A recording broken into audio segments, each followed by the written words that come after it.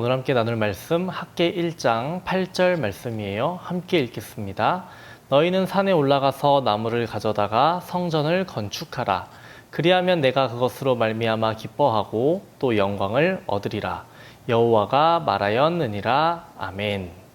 불새, 아프리카의 별, 여배우의 눈, 장미의 영혼, 이러한 단어들이 있는데요. 이 모두 어떤 물건의 이름들이에요. 이 물건은 무엇일까요? 정답은 다이아몬드예요. 이름이 모두 거창하죠. 특별한 이름들을 가졌는데요. 모두 최고급 다이아몬드예요.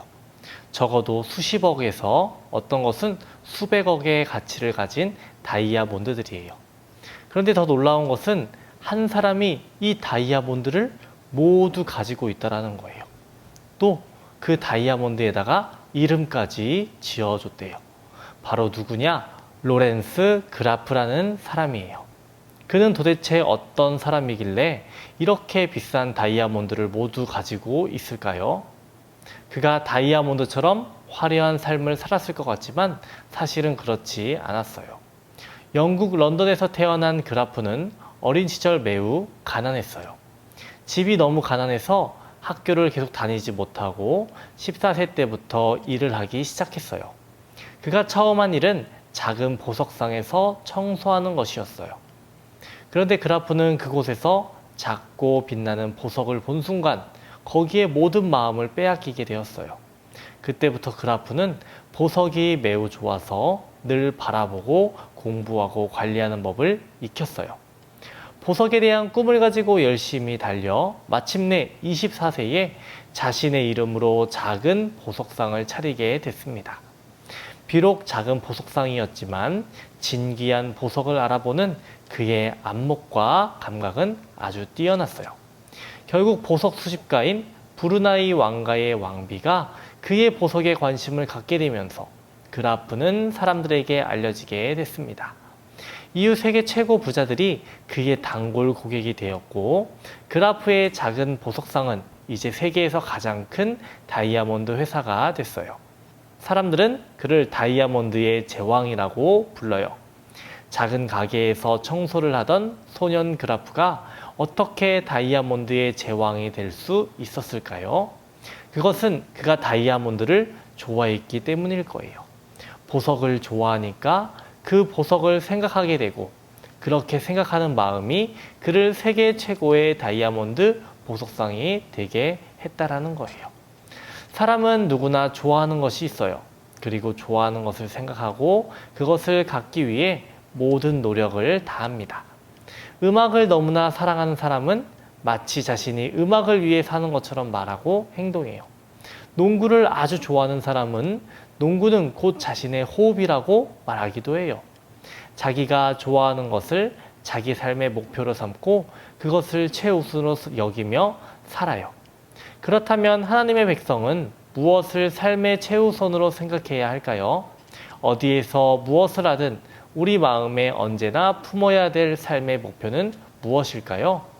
이 질문에 대한 답이 오늘 우리가 읽은 말씀에 있습니다. 우리가 지난주에 살펴본 것처럼 이스라엘 백성들은 페르시아의 고레스 왕의 명령을 듣고서 예루살렘으로 돌아오게 됐습니다. 고레스 왕은 어떤 명령을 내렸었죠? 예루살렘으로 돌아가 성전을 지으라 라고 했어요. 우리가 거리를 돌아다니다 보면 많은 건물들을 보게 돼요. 정말로 많은 건물들이 있죠.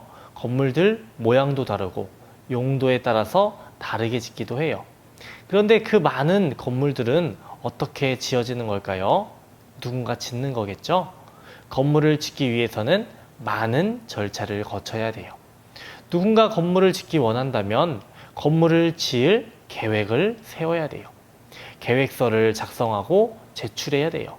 계획서 안에는 건축자에 대한 정보도 들어가야 되고 공사 내용도 들어가야 되고 언제 시작해서 언제 끝나는지에 대한 내용도 들어가야 해요.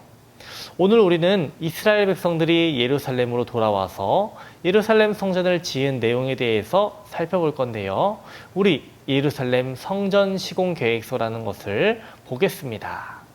성전을 지으려고 하는 사람은 누구일까요? 남한국 유다 백성들, 포로에서 돌아온 백성들입니다. 이들이 공사를 시작하기 전 어떤 상황이 있었을까요? 에스라 3장 1절에서 6절 말씀을 보면 알 수 있어요. 우리 함께 읽어볼게요. 이스라엘 자손은 여러 마을에 흩어져서 자리를 잡은 지 7째 달이 되었을 때에 일제히 예루살렘으로 모였다. 요사닥의 아들 예수아와 그의 동료 제사장들과 그알디엘의 아들 스룹바벨과 그의 동료들이 모여서 하나님의 사람 모세의 율법에 규정된 대로 번제를 드릴 수 있도록 이스라엘의 하나님의 제단을 쌓았다. 그들은 그 땅에 사는 백성들이 두렵기는 하지만 제단이 서 있는 옛터의 제단을 세우고 거기에서 아침 저녁으로 주님께 번제를 드렸다. 초막절이 되니 기록된 대로 그 절기를 지켰다. 그들은 또한 규례를 따라서 날마다 정해진 횟수대로 번제를 드렸다. 그런 다음부터 그들은 늘 드리는 번제 외에도 초하루 제사 때와 거룩하게 지켜야 하는 주님의 모든 절기를 맞이할 때와 주님께 자원 예물을 바칠 때마다 번제를 드렸다. 주님의 성전 기초는 아직 놓지 않았지만 그들은 7째 달 초하루부터 주님께 번제를 드리기 시작하였다. 빈칸에 알맞은 말은 무엇일까요? 돌아온 백성들이 어디에 모였었죠? 예루살렘에 모였습니다. 그곳에서 율법에 기록된 대로 하나님께 번제를 드렸어요. 하지만 당시에 여호와의 성전 기초는 미처 놓지 못하였다라고 말하고 있어요. 그럼 이들은 왜 예루살렘 성전을 지으려고 했을까요? 1번, 성전이 낡아서 다시 지었다. 2번, 성전이 파괴돼서 다시 지었다. 뭘까요? 정답은 2번이에요. 바벨론에 의해서 예루살렘 성전이 파괴돼서 없어졌기 때문에 돌아온 백성들이 성전을 다시 지으려고 한 거예요. 성전을 짓고 그 안에서 무엇을 하나요? 예배를 드리는 거예요. 시공 이유는 하나님의 백성은 하나님을 예배하고 높이며 살아야 하기 때문이에요. 이렇게 해서 모두 함께 공사를 시작합니다. 건축자가 성전 기초를 놓았습니다. 공사 시작이에요. 구체적으로 어떤 일들을 했을까요? 옆에 보면 이러한 일들을 했음을 알 수 있어요. 예루살렘 주변 성읍에 거주하면서 성전 공사를 했다. 레위 사람들이 성전 공사를 감독하게 했다. 제사를 드리는 처소의 지대를 견고히 했다. 성전 물건들을 성전 안의 제자리에 두었다. 이렇게 모두가 힘을 합쳐서 건축을 하고 있었어요. 그렇게 다 같이 열심히 일을 해서 성전을 완성했을까요? 안타깝게도 짓지 못하고 중단이 되어버렸어요. 방해하는 사람들이 있었기 때문이에요. 사마리아 사람들이 방해를 했어요. 또 이 사람들이 바사라는 국가의 관리들에게 뇌물을 주고 왕에게 글을 올려서 방해했어요. 이렇게 해서 공사가 중단이 되었어요. 몇 년이나 중단됐을까요? 16년이나 중단이 되어버렸습니다. 빈칸에 알맞은 말은 무엇일까요? 첫 번째 칸에는 맞아요. 뇌물이 들어가야 돼요. 두 번째 칸에는 맞아요. 중단이 들어가야 돼요. 성전은 기초만 완성된 채로 초라하게 남게 됐어요. 집으로 돌아간 백성들은 새로운 생활에 적응하기 위해 열심히 살았어요.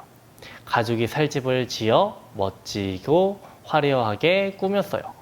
농사일을 하며 해마다 곡식을 수확했고요. 가축을 기르는 일에도 힘을 쏟았어요. 남한국 유다 백성은 돌아온 고향 땅에서 자신의 생활을 돌보며 바쁘게 살았습니다. 그렇게 16년이라는 시간이 지나갔어요. 하나님의 성전은 기초만 남은 채로 무려 16년 동안 초라하게 놓여 있었어요. 하나님은 남한국 유다 백성에게 학개 선지자를 보내 말씀하셨어요. 학개 1장 4절 그리고 8절 말씀을 우리 읽고 빈칸에 알맞게 채워볼게요. 다 함께 읽겠습니다. 시작. 이 성전이 황폐하였거늘 너희가 이때에 화려한 집에 거주하는 것이 옳으냐? 너희는 산에 올라가서 나무를 가져다가 성전을 건축하라. 그리하면 내가 그것으로 말미암아 기뻐하고 또 영광을 얻으리라. 여호와가 말하였느니라. 아멘. 하나님의 말씀을 들은 남한국 유다 백성은 마음이 찔렸어요. 그래서 하나님의 성전이 아닌 자신의 집을 먼저 생각하고 하나님을 높이는 것보다 자신의 일을 더 우선으로 여긴 죄를 회개했습니다. 그들은 하나님이 자신들을 왜 예루살렘으로 돌아오게 하셨는지 다시 생각하게 돼요. 바로 하나님을 높이는 삶을 살게 하기 위해서였다는 것을 알게 됐죠. 그리고 하나님을 높이기 위해 가장 중요한 일은 성전에 모여 하나님을 예배하는 거라는 것을 깨달았습니다. 그렇게 다시 시작된 공사로 인해 성전이 지어지게 됩니다.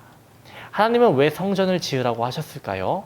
하나님은 이스라엘 백성들이 하나님을 잊지 않고 하나님을 기억하며 하나님 중심으로 살기를 원하셨기 때문이에요. 옛날 이스라엘 백성들이 광야에서 지낼 때 성전 대신 성막이 있었어요. 성막은 한마디로 말하면 텐트예요. 그런데 생각보다 엄청 큰 텐트인 거죠. 이 성막이 어디에 위치했느냐? 백성들의 정중앙에 있었어요. 성막을 가장 가운데 두고 동, 서, 남, 북 이렇게 3개 지파씩 총 12지파가 나눠져서 살았어요. 하나님은 이스라엘 백성들이 이것처럼 하나님 중심으로 살기를 원하셨어요. 그래서 하나님은 학개 선지자를 통해서 다시 성전 건축을 하도록 하신 거예요. 이로 인해 백성들은 성전을 짓게 됩니다. C.S. 루이스라는 사람은 이런 말을 했어요. 제일 중요한 것을 먼저 하라. 그러면 두 번째 것은 저절로 따라온다. 두 번째로 중요한 것을 먼저 하라. 그러면 첫 번째 것과 두 번째 것을 모두 잃는다. 학개 선지자는 말하는 거예요. 너희가 지금 하나님 성전은 짓지 않고 너희 집에만 신경 쓰면 되겠니? 화려한 집만 지으면 되겠니? 우리가 가장 중요한 것을 해야 돼. 그러면 두 번째 거는 저절로 따라오는 거야. 잘 살고 복된 삶 사는 게 목표가 아니라 하나님을 경외하는 삶이 우리의 목표가 되어야 됩니다. 이렇게 말하며 우리 함께 성전을 지읍시다 라고 한 거예요. 백성들이 성전을 지으면서 어떤 마음이 들었을까요? 짓기 싫었을까요? 화를 냈을까요? 아니면 대충 지었을까요? 만약 그런 마음으로 지었다면 하나님은 그 성전을 받지 않으시고 다시 중단시키시고 다른 사람들을 통해서 지으셨을 거예요. 돌아온 이스라엘 백성들은 하나님께 회개하는 마음을 가지고 하나님께 영광 돌린다는 마음 가지고 기쁨으로 했을 거예요. 벽돌 하나하나를 올리면서도 기쁨으로 감사로 영광 돌리는 마음으로 했을 거예요. 이렇게 함으로 예배드릴 준비를 하고 하나님께 영광을 돌렸어요. 그렇다면 우리는 하나님께 어떻게 영광을 돌릴 수 있을까요? 먼저 예배의 자리에서 하나님께 영광 돌려야 돼요. 주일이 왜 있나요? 우리들이 하나님께 감사하며 영광 돌리기 위해 있는 날이에요. 우리가 하루하루를 살면서 영광 돌려야 하겠지만 반드시 꼭 주일을 기억하고 하나님께 예배해야 합니다. 또 우리의 삶을 통해서 하나님이 기뻐하시는 일을 행함으로 우리들이 실천함으로 하나님께 영광을 돌려야 합니다. 말씀을 마무리하겠습니다. 돌아온 이스라엘 백성들은 성전을 완성했습니다. 완성했으면 보고를 해야 되겠죠. 빈칸에 알맞은 말은 무엇일까요? 우리 친구들 적어볼까요? 하나님을 높이며예요. 그럼 함께 읽어보겠습니다. 시작. 언제나 하나님을 높이며 살기 위한 성전을 완성하였음을 보고합니다. 이스라엘 백성들이 하나님을 높이며 살겠다라고 결심했던 것처럼 우리들도 하나님께 영광 돌리기 위해서 주일에 예배를 준비하고 마음과 정성을 다해 예배 드려야 합니다. 또 하나님의 영광을 위해서 살아가는 모든 친구들 되기를 바랍니다. 한 주간도 건강히 잘 지내고 다음 주 예배 때 만나요. 기도하겠습니다. 하나님 아버지, 오늘도 예배하게 하심에 감사합니다. 우리들이 마음과 정성을 다해서 하나님께 예배할 수 있게 도와주세요. 우리 삶의 가장 중요한 것이 하나님을 높이는 것임을 우리들 기억하게 하여 주시옵시고 우리들이 예배의 자리에서 하나님께 영광 돌릴 수 있도록 주님 도와주세요. 우리 사랑하는 친구들과 함께 만나서 예배드리고 싶습니다. 하나님, 코로나가 어서 서둘러 종식되게 하여 주시옵시고 선생님들과 우리 친구들 함께 모여서 예배드릴 수 있도록 도와주세요. 우리 친구들 건강히 잘 지내게 하여 주시옵시고 어떤 어려움도 겪지 않을 수 있도록 주님 도와주세요. 한 주간도 지켜주실 줄 믿습니다. 예수님 이름으로 기도합니다. 아멘.